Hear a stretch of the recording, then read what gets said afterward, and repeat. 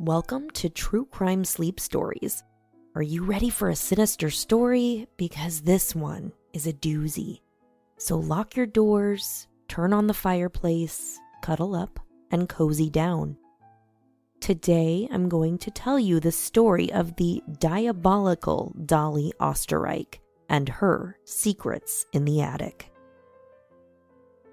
August 22nd, 1922 seemed like a normal end to a late summer night. However, at the home of the Öesterreich family, it was anything but normal, and the day ended with neighbors hearing a gunshot followed by a scream. What was all the commotion, and who was in distress? Things like this don't happen in a small Wisconsin neighborhood, except sometimes they do.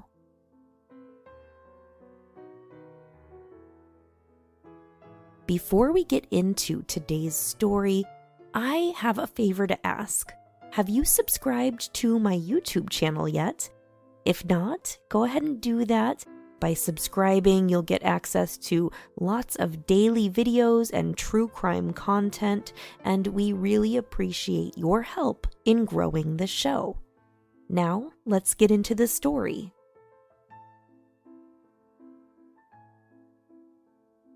Born in 1880, Walburga Korschel, also known as Dolly, was a German immigrant whose family settled in the rural Midwestern state of Wisconsin.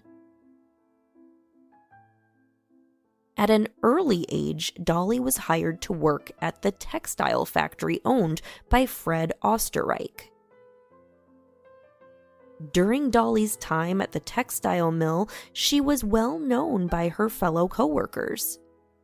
Dolly was an attractive young lady whom others doted on frequently. She was friendly and fun to be around, which attracted people to her. Dolly quickly caught the attention of Fred Öesterreich. Fred was a very wealthy man, but he was also known for his stubbornness and for being bullheaded. Fred was difficult to get along with and very set in his ways. Nevertheless, Dolly liked Fred, and the two married when Dolly was just 17 years old. Fred and Dolly's relationship appeared to be great on the outside until the unexpected death of their only child. This tragedy seemed to tear the two apart. Fred began to drink heavily and work extra long hours to ease his pain, and the marriage began to disintegrate. And while Fred turned to alcohol, Dolly turned to another vice: sex. Fred was an overworked husband who didn't have much time to take care of things around the house or to work on projects when those needed to be done. In the short amount of time when he was home, his time was spent drinking, and little attention was paid to Dolly and her needs. Dolly was a homemaker with a love of sewing. She was always on her sewing machine until one day it needed some repairs. And while the busy Fred was not able to fix it himself, he arranged for a repairman to come to the house to fix it. On Dolly's doorstep arrived a 17-year-old boy by the name of Otto Sanhuber. Otto had worked at the textile factory and was known to be pretty handy with sewing machines. The scandalous 33-year-old Dolly answered the door wearing a silk robe, tights, heavy perfume, and nothing else. This startled the teenage boy, but Otto nervously still entered the house and began making the needed repairs. You can imagine what happened between Dolly and Otto behind those closed doors that day, and this would be just the first of many of their romantic encounters. Dolly's marriage to Fred made her a very wealthy woman, But wealth alone did not bring Dolly satisfaction. She craved romance and attention. She had a strong sexual appetite that was not being fulfilled by her husband. So Dolly and Otto would meet frequently in the Österreich's home, as well as Otto's boarding house and nearby motels. The continual appearance of Otto at the Österreich's home had gained attention of the townspeople, especially the neighbors, who eventually notified Mr. Österreich. Dolly would always explain to others that Otto was just her vagabond brother who was staying with the family for a while. But there's one thing about small towns: people like to talk. Dolly knew she had to come up with a good story as to why the neighbors kept seeing this teenage boy constantly at their house, because obviously they were skeptical about Otto being her vagabond brother. When Fred approached Dolly with his suspicions, the quick-witted Dolly told Fred that the boy in question was someone trying to sell her something, and that he just kept coming back.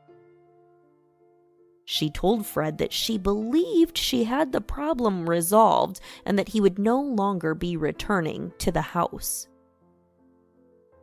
But now Dolly knew she had to quickly think of a solution to prevent the townspeople from continuing to gossip about her interactions with Otto, while still being able to find a way to keep Otto in her life. Her clever plan was to hide Otto in the attic. To her, this seemed like a brilliant idea, and as crazy as it may sound to us, she was kind of right. Otto didn't have many friends, and he was not close to his family, so it wouldn't attract a lot of attention if he just went missing. So while Fred was away, Dolly and Otto would play. Dolly's libido kept her and Otto very busy. She and Otto would meet nearly 8 times a day. For 5 years, Otto would quietly live in the Österreich's attic of their Wisconsin home, only coming down to service Dolly while Fred was gone. When he was in the attic, he would silently read and also enjoy writing pulp fiction stories. Dolly furnished the attic with items for Otto to stay comfortable while he was up there. There were a few occasions that Fred had almost caught the two in the act, but for the most part, he was oblivious to the fact that there was a young man living in the attic. Anytime a noise was made or a shadow passed, Dolly would comfort Fred by stating, "You're just working too hard, and it's causing you to see and hear things." Regardless of how well they had been keeping their sexual affair a secret, it was only a matter of time before a wrench was thrown into their routine. In 1918, Fred decided it was time to move, and the place he settled on was Lafayette Park Place in Los Angeles, California, a very long way from Wisconsin. Dolly was not thrilled about the move, but she agreed as long as she could select their new residence herself. The purpose of the move was to allow the couple a fresh start and to give Fred the opportunity to launch a new company in the area. Dolly made her new home demands very clear, and one of the items that was a must in the new home was an attic. After several searches, Dolly finally found a home that had an attic, and that was not an easy feat.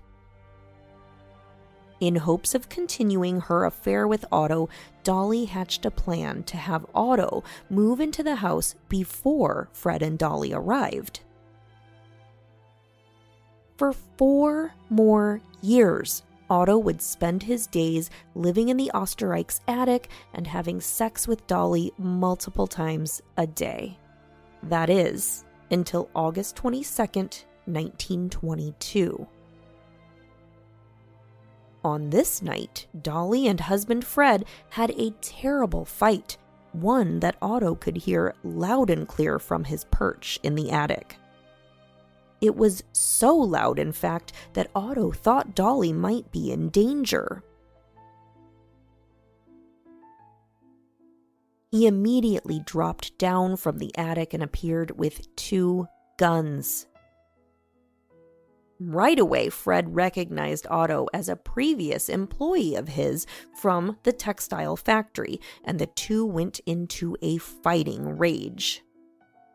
They tussled for quite a while until suddenly shots went off and Fred was hit 3 times. Sadly, Fred instantly passed away from the gunshot wounds. Otto thought fast and came up with a scheme to disguise what really happened. He ordered Dolly into the closet and proceeded to lock the door behind her. Otto took the closet keys and the guns with him to the attic. Neighbors surely would have heard the shots fire, and the police would be arriving in no time. The 2 lovers thought it would be very difficult to prove that Dolly could be responsible for Fred's death if she was locked in the closet. When police arrived on the scene, they were alerted to screaming coming from the closet. The police officers came to Dolly's rescue, but soon the questions started as to what happened. Dolly started to tell her story of the events that occurred that night. She told police that there was a robbery in the house. She said that the robbers shot Fred, stole several expensive items, including a posh diamond watch. Dolly claimed that the robbers then locked her in the closet and made their escape. The police were, of course, skeptical of Dolly's story, but they couldn't explain how she would be able to lock herself in the closet. That part of the story did not add up, but of course, they didn't know that there was another accomplice living up in the attic. Even though they were skeptical, they did not press any charges against Dolly, and she was released. After Fred's murder, Dolly took up residence in a new home with a new attic. Her life would not have to be a secret any longer, and she would be able to have her young lover, Otto, live with her. But that is not what happened. Dolly was still not satisfied with a normal life with just one man. Dolly forced Otto back into the attic while bringing multiple lovers in and out of her new home. She did buy Otto a typewriter to keep in the attic with him so that he could continue writing his pulp fiction stories, and Otto stayed content with being Dolly's attic love slave. Not long after moving, though, Dolly started dating her defense attorney, Herman Shapiro. As she began to feel more comfortable around Herman, she let her guard down and let several comments slip that started to raise some red flags. Dolly began to show Herman quite a bit of affection, and she gifted him with many expensive items, one being a luxurious diamond watch. Herman immediately recognized the watch as belonging to Fred Öesterreich. After questioning Dolly about the watch and how she obtained it, Dolly explained that she had just found it under a seat cushion. She claimed she just didn't think this piece of information was important enough to notify police about, so she never mentioned it to anyone but Herman. But being a man of integrity, Herman gave the diamond watch to police. This information was leaked to the press, which triggered 2 other individuals to come forward. J.E. Farber, a neighbor of Dolly's, and Roy Klum, a lover of Dolly's, came forward stating that Dolly had provided each of them with pistols to dispose of quickly. These were the same caliber pistols that Fred was murdered with.